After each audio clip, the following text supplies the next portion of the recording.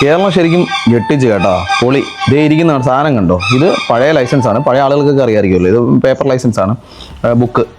അതിനുശേഷം ഇത് ഡീറ്റെയിൽസും കാര്യങ്ങളും ഒക്കെ ആയി. നാട്ടിൽ വന്ന് നോക്കിയപ്പോൾ ഞാൻ മനസ്സിലായത് ഇത് എക്സ്പയറി ആയിട്ട് കുറേ മാസങ്ങളായി. പെട്ടെന്ന് കരുതിയത്, കാരണം പലരും പറഞ്ഞു ഇനിയിപ്പോൾ ഡ്രൈവിംഗ് ടെസ്റ്റ് എടുക്കണം അങ്ങനെ എങ്ങനെയാണെന്നൊക്കെ പറഞ്ഞു. അപ്പോൾ ഞാൻ എന്തായാലും RTO ഓഫീസിൽ അന്വേഷിച്ചപ്പോൾ അവർ പറഞ്ഞു 1 കൊല്ലത്തേക്ക് ഫൈൻ പോലും വേണ്ട, ഇത് പക്ഷേ ബുക്ക് ആയതുകൊണ്ട് ഇത് ആദ്യം ഡിജിറ്റലൈസ് ചെയ്യണമെന്ന് പറഞ്ഞു. അപ്പോൾ അതുപോലെ തന്നെ നിങ്ങളൊരു പ്രവാസിയാണെന്നുണ്ടെങ്കിൽ എക്സ്പയറി ആയിക്കഴിഞ്ഞാലും 1 കൊല്ലം വരെ ആക്ച്വലി ഒരു കുഴപ്പമില്ല, 5 കൊല്ലം വരെ നിങ്ങൾക്ക് ഫൈനോടുകൂടി തന്നെ പുതുക്കാം കേട്ടോ. അതിനുശേഷം മാത്രം മതി നമ്മൾ ടെസ്റ്റ് അപ്പിയർ ചെയ്യുന്നത്. അതും ടെസ്റ്റ് ആണെന്നെങ്കിൽ പോലും നോർമൽ ടെസ്റ്റ് ഒന്നും ചെയ്യേണ്ട കാര്യമൊന്നുമില്ല. പ്രവാസികൾക്ക് തന്നെ അവർക്ക് കുറച്ച് സ്ലോട്ടുകൾ എക്സ്ട്രാ കൊടുത്തിട്ടുണ്ട്.